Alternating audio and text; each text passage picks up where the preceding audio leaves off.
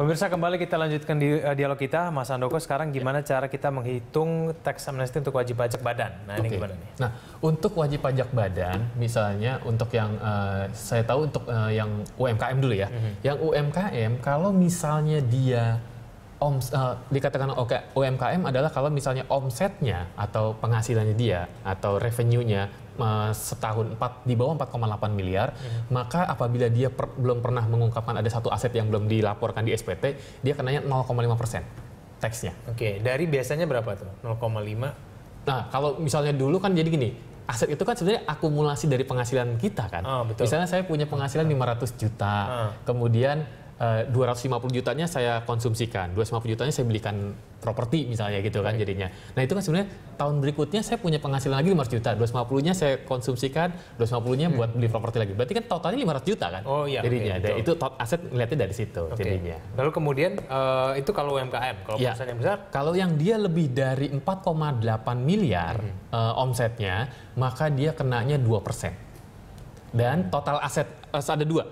Omsetnya kurang dari 4,8 miliar dan asetnya kurang dari 10 miliar, maka dia kenalnya 0,5%. Tapi kalau melebih dari 4,8 miliar dan asetnya di atas 10 miliar, maka dia kenanya 2%. Jadi lebih besar. Itu sama dengan perseorangan kalau misalnya bayar beberapa bulan nanti. Beda kan, kalau perseorangan tadi kan tadi yang 2, 3, 5 deklarasi, sementara kalau yang di luar negeri itu 4, 6, 10. Beda dengan yang ini lebih kecil kan, tadi 0,5% jadinya. Tapi ini juga sama ya, lebih baik sekarang laporin daripada nanti ntar tahunnya sebaiknya dia manfaatkan. Kalau tidak, maka dia ketika suatu saat sudah lewat, pemerintah menemukan data-data bahwa kita punya aset, maka kita akan kena tarif pajak progresif yang sampai 30% plus sama dendanya 200%. Yang termasuk dalam aset-aset perusahaan yang harus dilaporkan itu apa aja sih? Seluruhnya, misalnya dari bentuk cash, kemudian properti, misalnya dia punya gudang atau mesin seperti itu.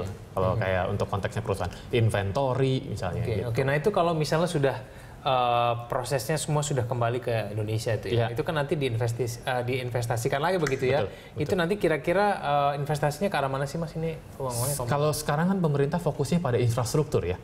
Jadi seperti misalnya jalan tol dan yang lainnya itu yang dilakukan oleh pemerintah karena tujuannya adalah untuk bisa meningkatkan pertumbuhan ekonomi. Makanya ada tax amnesty, selain tadi AEOI adalah pemerintah ingin supaya ada pertumbuhan ekonomi.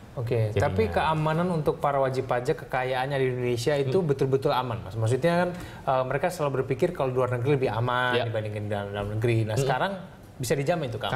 Kalau ngelihat karena ada undang-undangnya dan sudah ada sanksinya, saya bilang gitu, idealnya harusnya aman kalau menurut saya. Karena ada undang-undangnya. Sekarang kalau misalnya semua idealnya yang harus dicermati ke depannya dari wajib pajak yang mau melakukan tax amnesty apa? Yang harus diwaspadai lah. Jadi gini. Yang pertama, mulai dari sekarang, maka wajib pajak itu harus mulai memperbaiki terhadap administrasi perpajakannya.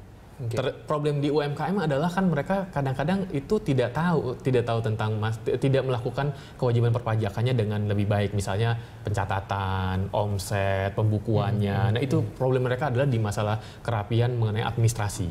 Karena kalau tidak mereka akan babak belur lagi di masa yang akan datang. Buat kita yang individu juga begitu sama. Kadang-kadang kan kita punya aset-aset yang tidak didokumentasikan dengan lebih baik. Dengan adanya tax amnesty dalam konteks financial planning, maka yang kita masukkan ke dalam neraca pribadi kita itu bisa kita samakan dengan SPT. Karena kalau selama ini mungkin nggak usah dilaporkan ke dalam SPT, nanti takut ketahuan jadinya misalnya. Nah, Mas Handoko, mungkin nggak sih nih wajib pajak ini dalam tanda kutip berbuat nakal begitu, mereka kembalikan ke Indonesia, tapi suatu saat nanti kalau misalnya mereka merasa balikin lagi uangnya ke luar negeri. Nah, di tax amnesty itu hanya 3 tahun, Mas, yang dari luar negeri ke dalam negeri. Jadi setelah 3 tahun mereka boleh lagi menempatkan dananya ke luar negeri. Berarti nggak masalah tuh ya? Nggak masalah. Bahkan mereka kalau uangnya masih di luar negeri pun itu juga nggak masalah, karena tapi bayarnya harus lebih mahal dibandingkan harus dia dibawa ke dalam negeri.